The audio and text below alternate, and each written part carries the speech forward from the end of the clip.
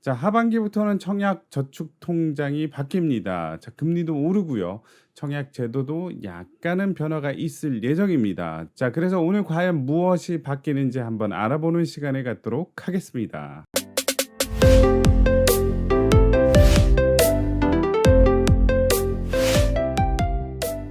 보도자료는 8월 17일 날, 목요일 날 발표를 했고요. 주택 청약 저축 보유 혜택 대폭 강화를 하겠다. 자, 일단 첫 번째로서 청약 저축 금리를 올리겠다. 기존에는 2.1%였는데 0.7% 인상을 해서 자, 이제는 2.8% 금리를 적용할 것이다라고 했죠. 자, 2.8% 뭔가 부족하면서 아쉬운 듯한 금리죠. 자, 왜냐하면 기준금리가 3.5%. 자, 하지만 이건 청약을 받기 위한 통장이니까 일단 열심히 넣으면서 금리도 기존보다는 높게 가져갈 수 있다는 점에서 좀 희소식이라고 할 수 있겠죠. 청약저축 금리만 인상하는 게 아니라 자, 주택자금 대출이나 전세대출 금리도 오르겠다. 그거는 0.3% 정도요. 구입을 위한 디딤돌 대출은 0.3% 인상하고요. 버팀목 전세대출이죠. 그것도 0.3% 정도 올라서 2% 후반까지도 갈 것이다라는 점이죠. 그리고 추가적으로 세 가지가 더 있습니다. 일단 첫 번째로 청약 통장 보유자의 구입자금 대출 시 금리 할인을 하겠다. 기존의 0.2에서 0.5%로 늘리고요. 그리고 소득공제 대상 연간 납입 한도도 상향을 해가지고 240에서 300만 원 정도 공제 금액이 커지고요. 세 번째가 이제 제도가 바뀌는 겁니다. 뭐냐? 배우자 보유 합산 등 청약 시 통장 보유 혜택도 강화한다. 자, 요거는 이제 후에 자세하게 말씀드리겠지만 일단 요지는 뭐냐? 청약 통장을 오랫동안 가지고 있거나 아니면 부부 각각 청약 통장을 가지고 있으면 좀 더 이득이 있다라는 내용입니다. 자, 이따 다시 보도록 할게요. 자, 그래서 청약 통장 대출 금리 올리고 자, 금리 할인을 확대는 당장에 8월 중에 시행을 하고요. 나머지 소득공제나 청약 제도가 바뀌는 거는 올해 하반기 중에 완료 예정이니까 자, 얼마 남지 않았습니다. 자, 바뀌는 제도 이제 다시 한번 디테일하게 알아보도록 하겠습니다.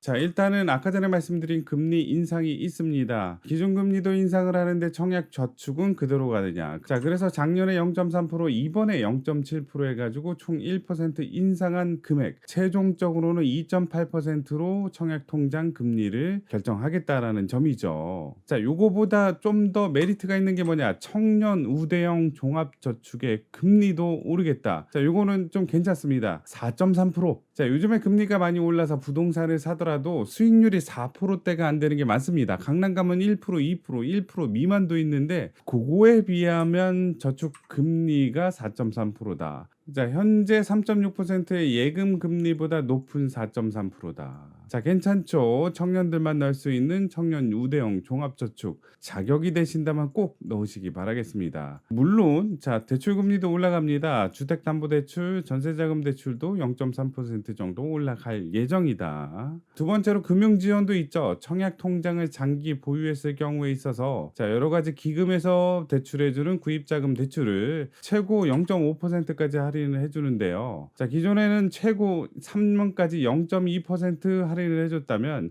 이제는 5년에서 15년까지 최고 0.5% 할인을 해주겠다. 청약 통장 오래 가지고 있을수록 더 이득이 있다는 얘기죠. 자, 하지만 기존의 대출은 적용이 안 되고요. 신규 대출분부터 적용이 된다라는 점도 아시길 바라겠습니다. 자, 내가 청약 통장을 오랫동안 보유하고 있다. 자, 그렇다면 대출 갈아타기 자, 되지 않을까 생각을 합니다. 신규 대출분부터 적용이 되니까요. 자, 세대 지원도 해가지고 소득공제를 자, 240에서 300만 원 정도 높게 하도록 하겠다. 자, 두 번째로는 청년 우대형 저축 이자 소득의 비과세 혜택도 2년 동안 연장을 하겠다. 자, 하여튼 여러 상품 중 청년 들어간다 싶으면 일단은 관심 있게 봐라. 자, 비과세라고 한다면 15.4%를 안 뗀다는 거. 자, 요거 무시하지 못합니다. 자, 요런 혜택도 있다. 자, 다음으로는 청약 시 통장 기능 강화가 있습니다. 자, 그래서 기존에는 청약 통장을 각각 넣더라도 아무 의미가 없었지만 자, 이제는 여러 가지 가점, 자, 이득으로 작용을 한다. 일단 첫 번째로 배우자 합산이 있습니다. 이거는 뭐냐? 자, 우리가 가점제에 있어서 청약저축 가입기간 점수 계산하죠.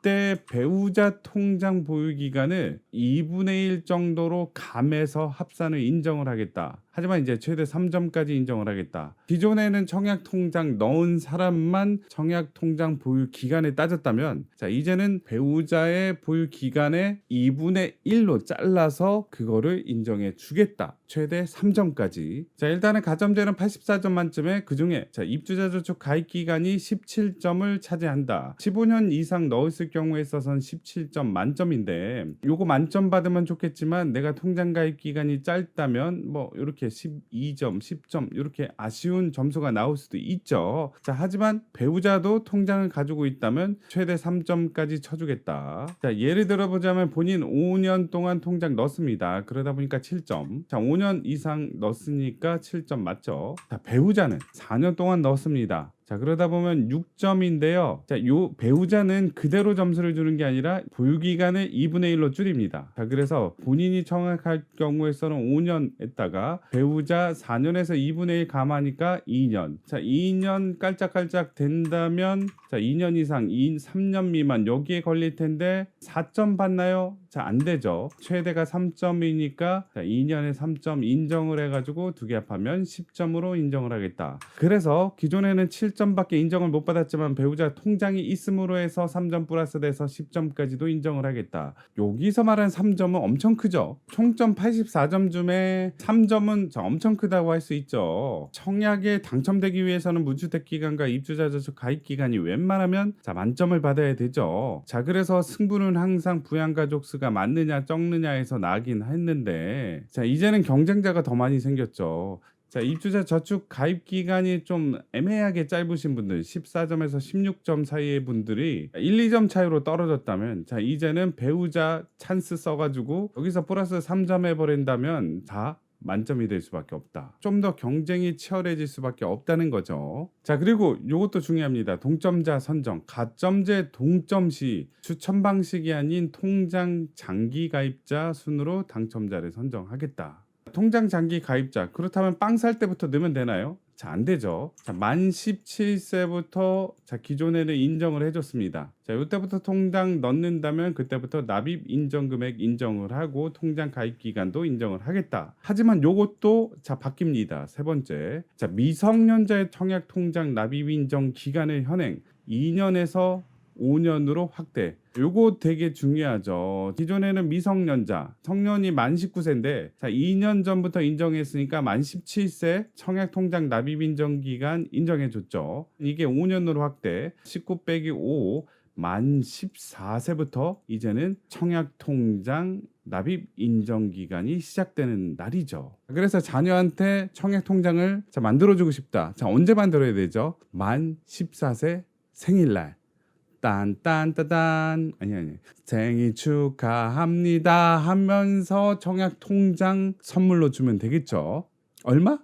자 매달 10만 원씩이요. 그렇게 된다면 약간의 변화가 있겠죠. 공공분양 선정 기준은 뭐죠? 자 납입 인정 금액입니다. 매달 10만 원씩 누가 더 많이 넣느냐. 그래서 서울시의 괜찮은 아파트는 자 납입 인정 금액이 2,500, 많게는 3,000까지를 봐야지 서울시의 웬만한 입지 좋은 데를 당첨될 수 있다라고 보는데요. 2,500만 원 들기 위해서는 대략적으로 20년 넘게 넣어야 됩니다. 자 21년으로 칩시다. 자 미성년자 인정 기간이 바뀌었죠. 자 그러다 보니까 만 14세부터 넣기 시작해서 21년 동안 넣으면 대략적으로 35세 때부터 집을 구할 수 있는 기회가 생기게 될 것이다. 자, 미성년자 인정 기간이 5년으로 확대된다는 것은 그만큼 젊은 사람들이 당첨될 기회가 높아진다는 얘기죠. 추가적으로 보도록 하겠습니다. 2명도 다둥이 정부 다자녀 혜택 기준 3자녀에서 2자녀로 낮춘다는 얘기입니다. 자 그러다 보니까 다자녀 특공도 자 3자녀가 아니라 2자녀 2자녀부터 시작을 할 것이다. 2명이 결혼해서 1명도 못 낳는 자 요 실태를 혜택을 추가적으로 줌으로써 좀 바꿔보겠다라는 얘기인데요. 자 취지는 좋습니다. 출산을 장려하고 특별 공급에 혜택을 주겠다. 자 하지만 그렇게 된다면 3자녀를 가지고 있으신 이제 기득권 분들이 좀 아쉽긴 하겠죠. 물론 2자녀부터 다자녀 특별 공급에 넣더라도 3자녀 가지신 분들이 훨씬 더 경쟁력 있는 건 맞아요. 자 그렇게 된다면 두 자녀 이상을 가진 젊은 부부는 자기한테 유리한 쪽으로 특별 공급을 둘 중에 하나 골라서 넣을 수 있다는 얘기죠. 자, 게다가 신혼부부는 어떻게 보면 혜택이 또 있습니다. 신혼부부 청약 당첨 기회도 2번을 주겠다. 자, 남편 청약 통장 1개 가지고 있고, 자, 아내가 1개 가지고 있다면, 자, 요거 1개씩 특별 공급 2번의 기회를 주겠다.